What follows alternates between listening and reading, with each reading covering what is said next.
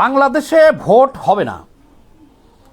সামনে ফেব্রুয়ারিতে যে ভোট হওয়ার কথা আছে, এই ভোট হবে না। ডিপ স্টেটের দীর্ঘমেয়াদী পরিকল্পনা। আপনারা যারা আশাবাদী ছিলেন, লাফালাফি করতেছিলেন যে আমরা যারা যে সরকার বারবার 100 বার বলতেছে যে আগামী ফেব্রুয়ারিতে নির্বাচন হবে, কিন্তু এদেশের জনগণ কিন্তু এটা বিশ্বাস করে নাই। কেন বিশ্বাস করে নাই আমি বলি আপনাকে।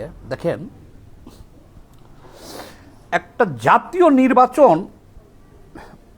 ঘোষিত হইলে, একটা জাতীয় নির্বাচনের ঘোষণা আসলে সারা দেশে একটা আনন্দ, হৈ হৈ রই রই, উৎসবের আমেজ বিরাজ করে সারা দেশে। পার্টি অফিসগুলোতে ফরম কেনার জন্যে হাজার হাজার নেতাকর্মী প্রতিদিন পার্টি অফিসে ভিড় করে, সব পার্টি অফিসে, এবং মুখরিত থাকে। কেমন জানি সারা দেশে একটা উৎসব 5 বছর পরে জাতীয় নির্বাচনে আসে। তাইলে আমরা যে উৎসাহ উদ্দীপনা নিয়ে একটা গণ অভ্যুত্থান করার পরে, সফল হওয়ার পরে একটা জাতীয় নির্বাচনের ঘোষণা দিচ্ছে সরকার, তাহলে তো সারা দেশে ঢাক ঢোল বাদ্য বাজনা, গান, আনন্দ ফুর্তি আপনারা দেখতে পারতেন। কিন্তু এখন হয়েছে কি, সরকার 2 দিন পর পরই ঘোষণা দিতেছে যে ফেব্রুয়ারিতে নির্বাচন হবে 100%, কিন্তু এদেশের জনগণ বিশ্বাস করতে পারতেছে না। তার কারণে দেখেন, বিএনপি থেকে যাদেরকে নমিনেশন দেওয়া হয়েছে, বা আরও যে সমস্ত রাজনৈতিক দল ডাইন বাম মধ্য নির্বাচনে অংশগ্রহণ করবে, কোনো প্রার্থী কিন্তু কোনো টাকা পয়সা খরচ করতেছে না। পোস্টার, ব্যানার, ফেস্টুন বা যে উৎসাহ উদ্দীপনা তাদের মুখের দিকে চাইলেই বুঝতে পারবেন তারা সকলেই চিন্তিত। আচ্ছা, এটা হওয়ার কারণ কি? এটা হওয়ার কারণও আছে যথেষ্ট। কারণ হলো কি, দেখেন, আওয়ামী লীগ 14 দল, এমনকি জাতীয় পার্টিও এখন পর্যন্ত যা দেখতেছি তারাও নির্বাচনে অংশগ্রহণ করতে পারবে না, তাদেরকে নামতে দেওয়া হয় নাই, নিষিদ্ধ না করলেও। তো তাইলে অর্ধেক দল, 52টা নিবন্ধিত দলের মধ্যে অর্ধেক, 14 দল জাতীয় পার্টি, আওয়ামী লীগ সহ, এবং জনসংখ্যাও অর্ধেক অলরেডি নিষিদ্ধ করে দেওয়া হয়েছে। এই নিষিদ্ধটা কে করেছে বলেন? কে চেয়েছে? ডিপ স্টেট, যারা এই দীর্ঘমেয়াদী পরিকল্পনা করেছে বাংলাদেশে ক্ষমতা দখল করে রাখার, -2 কার্যকর করার,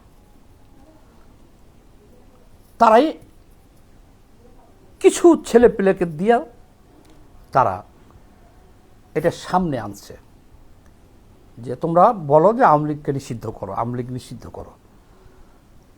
তারা যখন এটা নিষিদ্ধ যমুনার সামনে যা করছে, তখন দেখছেন, আপনারা কি দেখছেন, তাদেরকে সরকার থেকে ঠান্ডা পানির ব্যবস্থা করা হয়েছে, উপরে রোদ ছিল, নজিরবিহীনভাবে 54 বছর ইতিহাসে এটা হয় নাই। সরকারি গাড়ি দিয়া, যেহেতু গরম, পানি ছিটানো হয়েছে। যে গাড়ি দিয়ে আন্দোলনকারীদের দৌড়িয়ে দেওয়ার জন্য গরম পানি ছিটানো হয়, সেই গাড়ি দিয়া হিমশীতল ফ্রিজিং পানি ছিটানো হয়েছে আন্দোলনকারীদের মাথার উপরে। তাদেরকে দিয়ে বলানো হয়েছে যে তোমরা বলো আওয়ামী লীগের রাজনীতি নিষিদ্ধ চাই, 14 দলের রাজনীতি নিষিদ্ধ চাই, জাতীয় পার্টির রাজনীতি নিষিদ্ধ চাই। আমরা কিন্তু নিষিদ্ধ চাই নাই, কারণ আমরা এই নিষিদ্ধর পিছনে কিছু ষড়যন্ত্র আছে এটা আমরা মনে করি।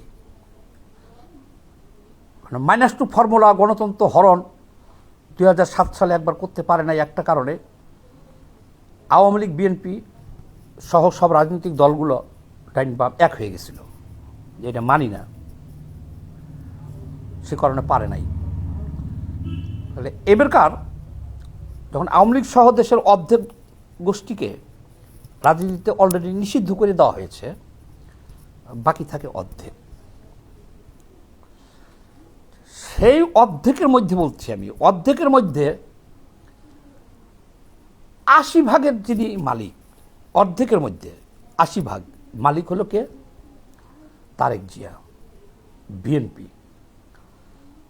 এখন তারেক জিয়ার মা মারা যেতেছে বাংলাদেশে, তারপরেও উনি তো বাংলাদেশে আসতেই পারতেছে না। উনি নির্বাচন হবে বলছেন আর 2 মাস পরে, অথচ যিনি এখন নির্বাচন হলে ভূমিধস বিজয় হবে, তার প্রধানমন্ত্রী হবে, উনি দেশে আসতে পারতেছে না, এখনো 2 মাস বাকি আছে। তাহলে নির্বাচনটা হবে এদেশে কিভাবে নির্বাচন হবে বলেন? নির্বাচন যদি হইতই এদেশে, তাহলে পরে তো আর ডক্টর ইউনূস এইভাবে সব বিদেশিদেরকে নিয়ে আসা সরকার পরিচালনা করত না। ডক্টর ইউনূস পাপেট হিসেবে বা একটা গোষ্ঠীর প্রতিনিধি হিসেবে সে এখন এখানে আছে, তার ক্ষমতাটা কতটুকু এবারকার চিন্তা করে দেখেন, এবং আস্তে আস্তে এগুলো সব বের হইতেছে। তাহলে এখন নির্বাচন সামনে এমন হতে পারে, যেমন ধরেন যে নির্বাচনটাই ওই ডিপ স্টেট আমেরিকা ইন্ডিয়ার সাথে ডক্টর ইউনূস সাথে যাদের চুক্তি হবে, বা ডিপ স্টেট আমেরিকা ইন্ডিয়া যে অপশক্তি যারা এই সরকারকে পৃষ্ঠপোষকতা করতেছে বা এই সরকারকে ক্ষমতায় আনছে, তাদের ইচ্ছার উপর নির্ভর করবো সব কিছু। তো তাদের ইচ্ছাটা এখন ইতিমধ্যে প্রকাশ হয়ে গেছে, অর্ধেককে নিষিদ্ধ করছে, তারেক জিয়াকে দেশে আসতে দেওয়া হচ্ছে না। তাহলে নির্বাচন হবে কিভাবে? নির্বাচনটা এভাবে হতে পারে যে ডক্টর ইউনূসের ইচ্ছা মাফিক দল যেটা আছে, এনসিপি বলেন জামাত বলেন, তাকে ঘোষণা দিয়ে দিল যে ওরা পাশ করছে, তাহলে এই ডিপ স্টেট বহাল থাকবে। যে ডিপ স্টেটের হাতে এখন বাংলাদেশের রাষ্ট্রীয় ক্ষমতা আছে, এই ডিপ স্টেট বহাল থাকবে, তারেক জিয়া দেশে আসতে পারবে না, একটা নির্বাচন ঘোষণা হবে এবং ফলও ঘোষণা হবে, যে ফলে হয়তো এনসিপি পাশ করে যাবে, বা যদি বেশি অবিশ্বাস্য হয় এনসিপির বিষয়টা, জামাতকে পাশ করে নিয়ে আসবে, বিএনপি হয়তো অল্প কিছু সিট দিতে পারে, এটা তো ঘোষণার ব্যাপার, খালি বিরোধী দলে আসতে পারে, কিন্তু মূল ক্ষমতাটা এই এখন যে ডিপ স্টেট আছে ক্ষমতায়, তাদের হাতে থেকে যাবে। কিন্তু সবচেয়ে বেশি সম্ভাবনা হলো নির্বাচন না হওয়ার সম্ভাবনাটাই সবচেয়ে প্রবল, বেশি নির্বাচন। যেমন ধরেন এনসিপি জামাত সহ কিছু লোককে দিয়া আগে বলিয়েছে যে আওয়ামী লীগ নিষিদ্ধ চাই, 14 দল নিষিদ্ধ চাই, সরকার করে দিছে, শেষ। আবার এদেরকে দিয়েই কিন্তু বলাইতেছে, আপনারা আমরা না বুঝলেও এদেরকে দিয়েই কিন্তু অলরেডি বলাইতেই আছে যে আগে গণভোট ছাড়া নির্বাচন আমরা মানি না। বিভিন্নভাবে কিন্তু এদেরকে দিয়ে বলাইতেছে, কিন্তু আবার ডিপ স্টেটের ভিতরে যে আলাপ আলোচনা চলতেছে, সেই আলাপ আলোচনায় এখন আমাদের ধারণা যে তারেক জিয়া যদি তাদের সব শর্ত মাইনে নাই, তবে এই শর্তগুলো মনে হয় না যে তারেক জিয়া মানতে পারবে। মানলে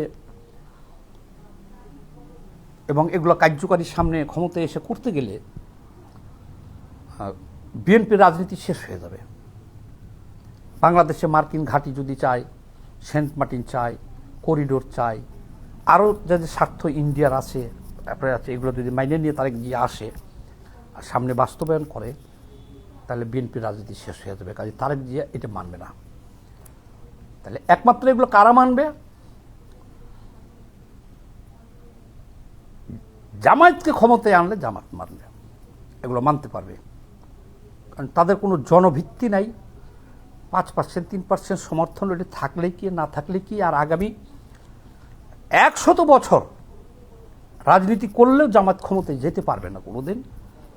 এনসিপি আগামী 100 বছর রাজনীতি করলে ক্ষমতায় যেতে পারবে না কোনোদিন। কাজেই তাদেরকে যদি বলে বা বলছে অলরেডি যে তোমরা থাকবা ছায়া সরকার, নির্বাচন ঘোষণা দিব, নির্বাচন হবে, তোমরা ছায়া সরকার হিসেবে থাকবা,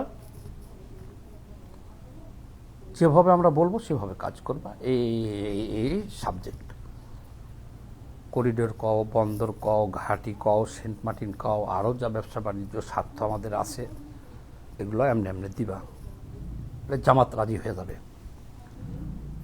কাজেই নির্বাচন হবে না। নির্বাচন করারও একটা ঝামেলা, এই যে ঘোষণা দেওয়াটা একটা ঝামেলা। দেশে আবার জনগণ বিদ্রোহ করতে পারে, আবার আন্দোলন হতে পারে। এই কারণে নির্বাচন ছাড়াই এই সরকার এই ডিপ স্টেটের একটা নির্বাচন পিছিয়ে 2029 সাল পর্যন্ত নিয়ে যাওয়ার একটা পরিকল্পনা আছে। যে নির্বাচন করলে ধরেন এখন জামাতেই ঘোষণা দিয়ে দিলে, মানে আবার দেশে একটা আন্দোলন সংগ্রাম হওয়া শুরু হবে। তো তার চাইতে বিভিন্ন কারণ দেখে নির্বাচন পিছিয়ে দেওয়া। কারণ এখন তো ডিপ স্টেটের সাথে দেখা যেতেছে জামাতও জড়িত। এখন রাষ্ট্রীয় ক্ষমতায় জামাত আছে, জামাত রাষ্ট্রীয় ক্ষমতা এখন এনজয় করতেছে।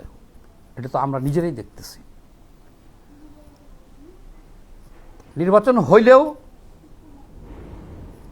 ক্ষমতা ডিপ স্টেটের হাতে, যে ডিপ স্টেটের ভয়ে তারেক রহমান আসতে পারতেছে না। আর নির্বাচন না হইলেও তো ডিপ স্টেটের হাতে ক্ষমতা আছেই। সবাই ভালো থাকবেন, একটু বেশি বেশি করে এটা একটু শেয়ার দিয়ে দিন।